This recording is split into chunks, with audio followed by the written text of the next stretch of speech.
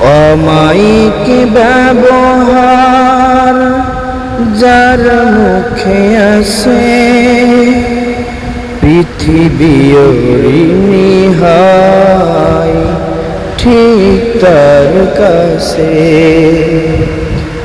অমায়িক ব্যবহার যার মুখে আসে, পৃথিবী ঋণী হয় ঠিক তার কাছে। ব্যবহার জয় করে মানুষের মন, পরাজিত হয়ে যায় অস্ত্র তখন। বিনয়ের অফুরান শক্তি আছে,